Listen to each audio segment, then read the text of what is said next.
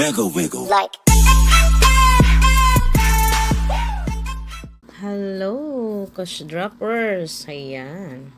Ngayon, magtuturo ako ngayon. Ayan, pasensya na kasi hindi ko nakunan yung maglalagay ng mobile number. Pero ngayon is successful na yung nakalagay. Yung nakalagay doon is bind your mobile number.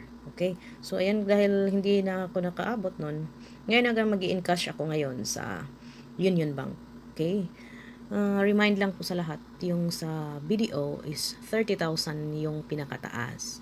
So, yung minimum niya. So, hindi ka pwede mag-withdraw gamit yung BDO na 30,000 pababa.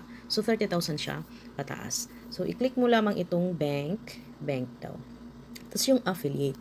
Ito guys, i-clear ko lang po ito na yung affiliate mo, isang beses ka lang mag-withdraw.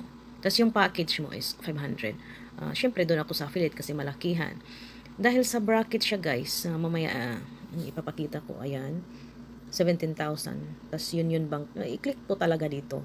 Kasi meron naman nakalagay dyan GCash or Union Bank. Okay, so Union Bank yung pipiliin ko. Tapos yung account name na ilalagay. Ayan. Tapos yung number, account. Tapos yung account number. Gusto ko lang, wait lang. Titingnan ko muna. I-copy-paste mo lang. Kasi kadalasan sa atin na mga tamarin ba. Pero i-copy-paste mo is yun yung pinaka-the best. Kasi para hindi ka mahirapan. Copy-paste mo lang. Ilalagay mo yung ayan, number, pangalan, at saka yung amount na ilalagay mo. Huwag mo kalimutan kasi meron nakalagay lang na 500 pero yung gusto niya is 4,000, 5,000. Dahil sa akin is 17,000 hindi man siya umabot ng 20. Yung i-click ko kasi bracket po itong ating pag-payout. So yung sa akin is 17,000 yung balance. Yung makukuha ko lang, tingnan nyo, 17,960. So yung package, maiiwan siya. Okay, kasi isang bisis lang man tayo pwede mag-withdraw.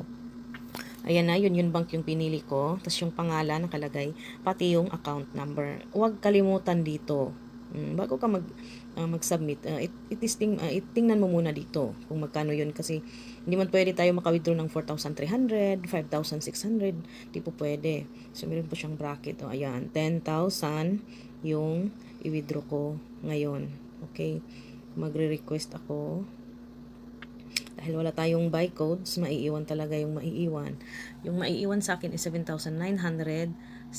So, next time, dahil tapos na yun ako, next time, ipapakita ko ang paano mag-withdraw sa GCash. Pero the same pa rin yung process sa pag-video ko ng ganito.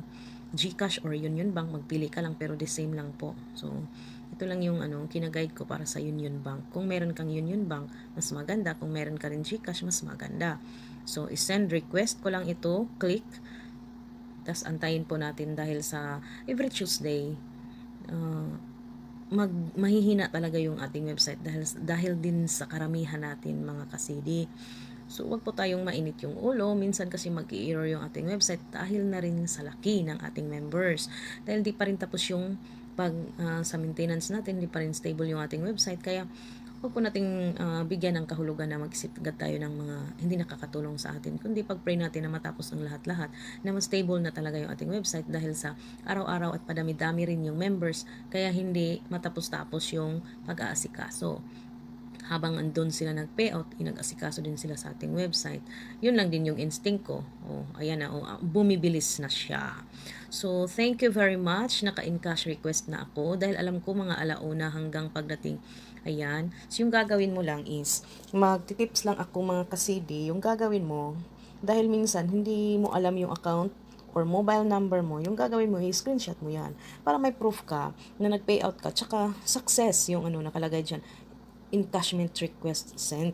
Tapos para, pag meron kang request na halimbawa, umabot or nag-error yung account mo, kailangan meron kang proof na nag-encash ka. Kasi mahirap man tayo, dubli trabaho kasi yan sa ating company pag mag-error. Yun lang din naman. Pa-shoutout nga pala ako sa mga nag-limit na sa GCash. Lalo na sa aking mga downline. Pag nag-limit na yung GCash mo, pwede ka makisuyo. Makisuyo ka sa upline mo, yung sa mga trusted na tao mo na pwedeng gagamitin yung sa kanya. Gaya sa akin yung isa sa mga downline ko nasa abroad, wala siyang yung Union Bank niya mahirapan, tas yung BDO mas maliit kasi yung payout. So yung ginagawa niya is hinira muna niya yung GCash ko kasi hindi naman kalakihan yung may limit pa, pero hindi ko palagi nagamit yun. Kaya yun yung binibigay ko sa kanya. Kaya tayong mga downline, tulungan lang. Meron din talaga tayong dapat ugali na makakaintindi kung ano yung sitwasyon. Halimbawa, si downline mo is wala talaga siyang GCash. Bigyan mo siya pag dito lang siya sa Pinas, bigyan mo siya ng link. So, di ba, kumita ka ng 70 peso. Tapos, pag si si downline naman walang BDO or Union Bank, tas may GCash ka, ipahiram mo naman. Kung wala kang GCash, Union Bank, ipapahiram mo lang ng para pang payout niya. Kasi meron talagang ganun, walang ID, yung ganun. So, mag-intindihan na lang po tayo para na rin makausad at saka kumita na rin yung invite mo kasi at least may proof na rin siya, hindi na rin siya mahirapan sa pag-invite. 'Di ba? So, hanggang dito na lang ako. Palagi na lang din talaga ako nagkagamit ng suso. At saka ngayon, parang nahihiya na rin ako. Sabi ng anak ko na palagi na lang ako gumagamit ng suso. At saka ngayon, paano yan kung suso? Walang didi. Oh, diba? Thank you very much mga kasidi. Pa-shoutout ako sa araw na ito. Kasi yung araw na to is yung encashment natin. Tapos yung mga downline ko, pasensya na po na wala tayong buying codes. Kasi yun yung announcement ng ating CEO. Kaya sundin na lang po natin para na rin sa ikakabuti ng ating company. At saka sa mga sa mga gustong mag-encash lang. Ako, pabor naman ako na pwede makabay, pabor din ako na maka-encash. At least walang bitin, 'di ba? Hindi bitin yung gagawin para din sa atin 'yon. So pagkatapos nito, tapos ka na mag-encash, i-screenshot mo para meron kang proof. Halimbawa, nag-error yung nag-limit yung GCash mo, at least meron kang proof na ibibigay para mabilis yung trabaho ba. Sa akin, mag-instinct na lang din ako eh. Yun lang yung gagawin ko. Halimbawa, mag-error yung account mo. Yung gagawin mo is isi-send mo yung proof na ikaw nag-payout. 'Di ba? Mag-instinct na lang tayo na paano ka ba sinda ng kung wala ka naman proof na ikaw nag-payout. 'Di ba? So, yun na lang. I-screenshot mo para makikita na ikaw may proof na nag-payout ka. Tapos anong petsa, anong username mo, at saka yung bank account, malimbawa nag-error siya, di ba?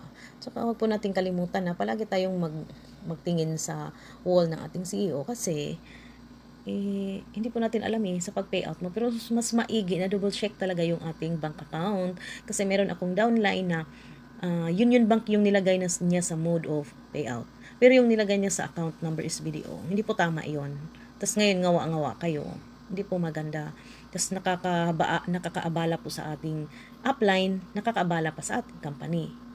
Dapat magkaintindihan po talaga tayo. Sige, hanggang dito na lang ako. God bless. Guys, kung meron kayong natutunan sa ating video, mag-subscribe na rin at saka i-click na rin yung ating notification bell.